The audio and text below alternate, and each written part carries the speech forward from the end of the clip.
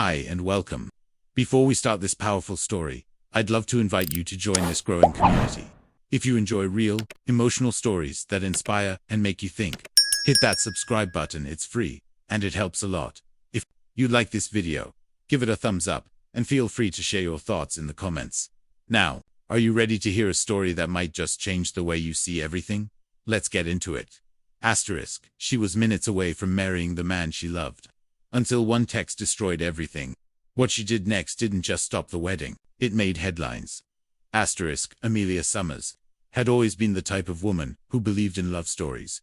Not the kind you see in movies with orchestras and rose petals, but the quiet, real kind, the kind built on whispered phone calls at 2 a.m. Forehead kisses after long days, and coffee mugs marked his and hers on a shared kitchen shelf. She'd met Charles Bennett 3 years ago at a community fundraiser. He wasn't flashy. He didn't sweep her off her feet with grand gestures. But he was consistent. He showed up. When she forgot her umbrella, he brought her one. When she failed an interior design pitch, he sat with her on the floor and reminded her why she started. He didn't speak in poetry, but in promises. And so she believed him. When he proposed with her late mother's favorite song playing in the background, she cried not because it was perfect, but because it felt safe. She never questioned him. Not once. The morning of her wedding was exactly what she dreamed of. Lavender and white roses filled the air with fragrance. Her bridesmaids danced around the suite in silk robes. Her father, teary-eyed, struggled to put on his tie. And Amelia, she stood in front of the mirror in her off-shoulder gown, glowing. She looked like hope, like love embodied. Then buzz. Her phone, she almost ignored it.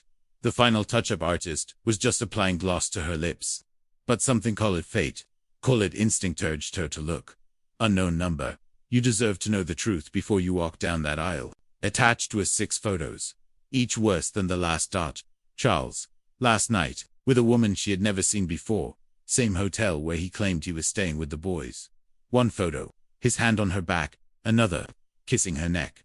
Final one, both asleep, tangled in hotel sheets. Time-stamped, location-tagged. It wasn't fake. It wasn't a prank, it was him.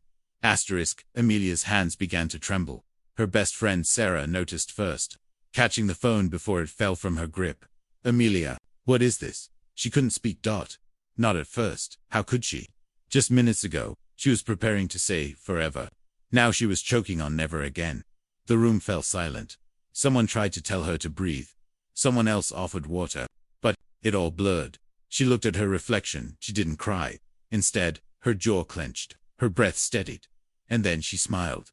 But it wasn't the smile of a bride. It was the smile of a woman, betrayed, burning, calm, calculating. Most women would run, hide, cancel everything. But Amelia, no. She wasn't going to let him have the satisfaction of cowardice. She was going to walk down that aisle, with her head high, shoulders back, and vengeance in her heart. The guests stood. The music played. Charles stood at the altar, straightening his cufflinks, smiling like nothing was wrong. His groomsmen patted his back, laughing softly. He had no idea. None. Amelia appeared like a vision, a walking contradiction of grace and wrath. The guests gasped not because she was beautiful, but because something about her had shifted. She was untouchable now. As she approached the altar, her father whispered, "You okay, kiddo?" She nodded. "Better than ever." The priest began. "Dearly beloved, we are gathered here." Amelia raised her hand. Wait.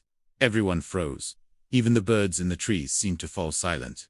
She took out her phone, connected it to the mic system with a calmness that made the hairs on every neck stand. And then, she spoke. "Before I say I do, I want to share something with all of you. Because marriage should be built on truth, right?" She turned the screen. One by one, the photos appeared on the projector behind them. Gasps. A scream. Her grandmother clutched her pearls. A child whispered, "Is that Uncle Charles?" "Charles." He turned to stone. Pale, speechless, she continued. "This was taken last night. While I was writing my vows, he was in a hotel with someone else. I was planning our forever. He was planning his escape." She faced him. "So, Charles, here's your wedding gift. Everyone knows now. You don't get to lie and walk away clean." She turned to the crowd.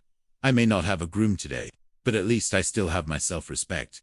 And with that, she handed the mic back, kissed her father on the cheek, and walked out of the chapel veil trailing behind like a warrior's cape. The video went viral. A guest had recorded the whole thing. Runaway bride exposes cheating groom at the altar. The headlines screamed. Support poured in. Strangers sent messages. Women called her brave. Men apologized on Charles' behalf. A brand offered her a fashion sponsorship. A talk show invited her on. As for Charles, his law firm dropped him. His family, humiliated, disappeared from public life. The other woman, she vanished. Amelia. She booked a solo trip to Italy the next week in a cafe in Florence. She sipped espresso, smiled at the horizon, and finally whispered to herself, "I didn't lose anything. I was saved." Me times. Life rips the curtain down seconds before the performance, and it hurts. Oh, it hurts like hell. But behind that curtain, sometimes what's revealed is freedom. She didn't just walk away from betrayal. She walked toward the rest of her life. And that was the real wedding.